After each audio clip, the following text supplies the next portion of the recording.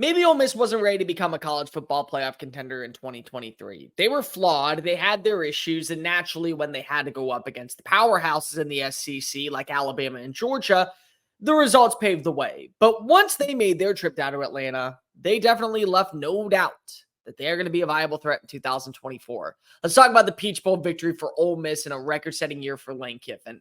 If you are new here, welcome on into the channel. My name is Cole Thompson. I'm a radio show host based in Houston, and I talk college football daily. So if this is the type of content you enjoy, plus coaching searches, transfer portal, bowl eligibility, national championships, and a bunch of other nonsense, make sure that you smash that subscribe button down below. Leave a comment telling me your thoughts on Ole Miss's 38-25 win over Penn State in the Chick-fil-A Peach Bowl. Tell your friends, your family, your mortal enemies, best of bros, the drunk dude passed out in a Waffle House parking lot, college football aficionados, and Ole Miss fans everywhere about this channel, because we're on the race to 5,000 subscribers, then 50,000, then 75,000, then 100,000, and maybe even a million. But ladies and gentlemen, I think you know we're going to get there. So jump on in while the water's fine. Give me a follow on social media at Mr. Cole Thompson. That way, conversations surrounding our favorite sport never have to stop flowing.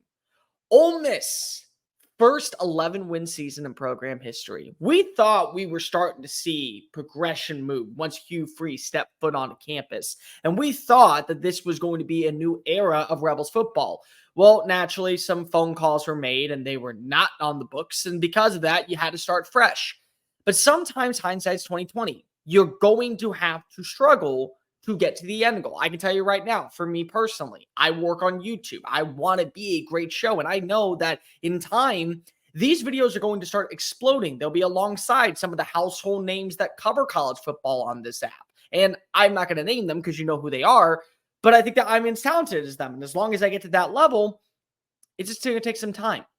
The same thing had to happen for Ole Miss to get to Lane Kiffin. They had to go through the trials and the tribulations. They had to realize that the Matt Luke era, whether or not it was flawed, whether or not it had its faults, you needed a change and you needed an uptick and somebody who could rally the troops. And that's exactly what you got. And it all culminated, I think, on Saturday morning when you watched as Ole Miss headlined by a 368-yard performance with Jackson Dart, 4 total touchdowns, Caden Prieskorn having a field day, and the defense corralling and making Drew Aller find mistakes left and right.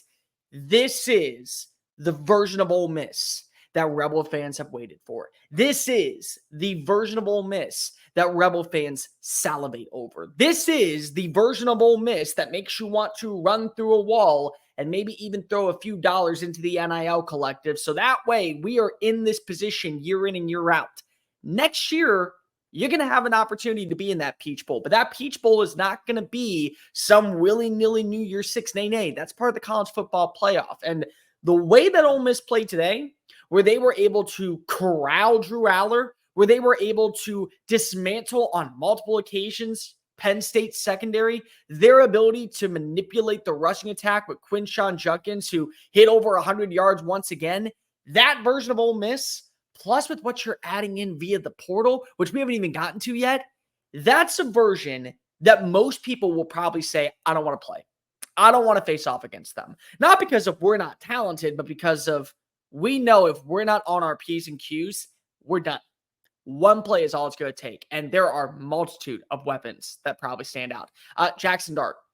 The fact that he's going to come back next year, and even though he hasn't officially announced it in any way, I think you can tell based off of what you're returning offensively, you would benefit by coming back, relearning a little bit more about the offense, and thus strengthening your draft stock and maybe earning a couple of accolades along the way.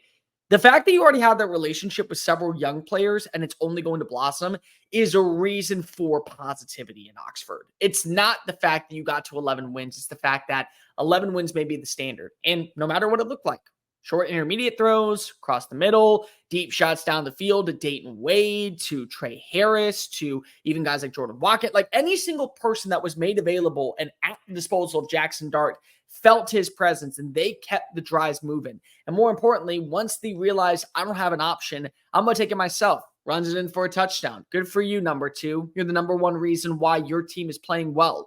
Quinshon Judkins, he's not going anywhere. The NIL collective would rather watch the entire basketball and baseball program leave this offseason than see Quinshon Judkins pack it up and go to Tuscaloosa or Athens or Knoxville for that matter. They're going to make sure he stays there and goes for a three-peat 1K season. And he can do it, especially if this offensive line only continues to grow and prosper this offseason. Defensively, they've added in some monumental names. Tyler Barron, Walter Nolan, Demoncario Richardson. I mean, we can go on and on and on with the list of players that the Rebels are rallying to Oxford next season. But how about we just talk about the performance today? Now, I get it. There was no Olu Fashanu. I get it. You still allowed over 510 total yards, but you also held Drew Aller to 295 yards. You also held the rushing attack roughly, to, if I'm not mistaken, what was it? 4.1 yards per play, 5.1 yards per play. Didn't allow a rushing touchdown. And in the second half, you stepped up. Like, everyone wants to focus in on the very end of the game where they did allow a touchdown. But before that, roughly for 27 minutes, they pitched a shutout in the second half. They wheeled their way into the backfield. They forced their way into making Drew Aller feel uncomfortable. And while the passing attack was fine, they didn't really give up a lot. Like, it was a lot of dink and dunks and moving the chains, not a lot of deep shots. And the only two times that you saw plays go for 40 plus was because of open field errant tackling. And here's the good news. That's going to be fixed next offseason. When you add in a Princely, I know I said that one wrong. I know someone's going to call me out in the comments, so don't worry. We'll say it all together. Umi and Yellen. I know that's probably wrong too, but go ahead and call me out. Tyler Barron coming off the edge. Walter Nolan up the middle. This is a game wrecker. This is not just some, group of 5 level talent. There's a reason why people talk about Walter Nolan like he is a god in college football, because if he can change the course of a game like gods can change the weather in an instant. Same thing goes for Chris Paul at linebacker, Demoncario Richardson at cornerback. Not to mention what you're bringing in at safety. You have abundance of talent across the board. And on offense, now you're adding in Antoine Wells. Juice is flowing. And I'm not talking about the dog peeing on the field. I'm talking about Wells making magic opposite of Trey Harris and Caden Priestcorn, all of which are coming back next year. This was a culmination where, yes, I understand you're without a guy like Chop Robinson. Kalen King opted out. Johnny Dixon decided not to play, but you don't care if you're Ole Miss. You hold your hat on this reason and on this game. 545 yards of offense, 38 points, and your defense was the reason why you were able to slowly, methodically pick up a win and never have to worry about what was going to happen when your offense left the field. That is the team that's built to win now. That is a team that has talent at all 3 phases, exceptional coaching that isn't seeming like it's changing anytime soon, and also an abundance of talent that's coming in and has to understand this is the culture. This is the way we do things here. And if you want to be a part of that, well, guess what? We're ready for you. And we're ready to win more than just 10 games. 10 games now in Oxford is no longer a pipeline dream. It is a standard. And it's a standard set by the man who many people kind of laughed at when he took the job at Ole Miss. Everyone wants to focus in on the major jobs in college football. And I understand why, because there's a reason why they can front out as much cash as possible. But what makes a great job is usually the culture that's implemented by the coaches.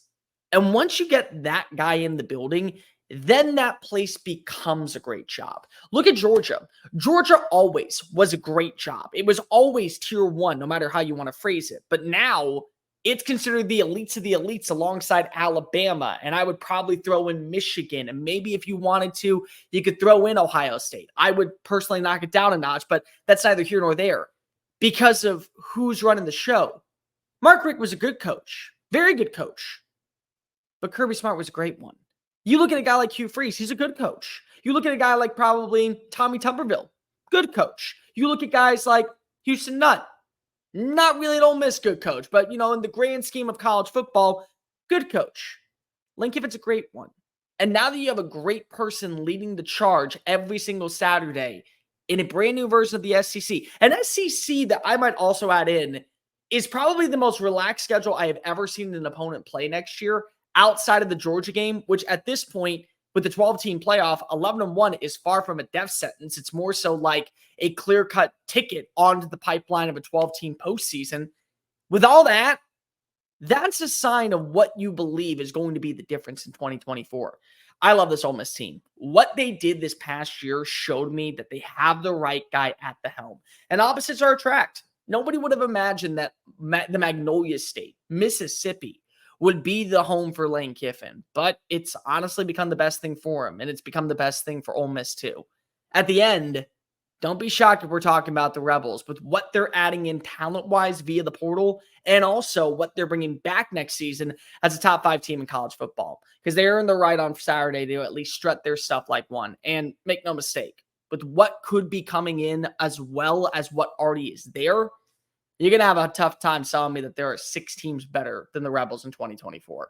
Hey guys, thank you so much for watching that video. Don't hit the X button yet. Make sure you hit subscribe to keep up with all of our daily content found on Just Saying It and anything else that we post on this channel.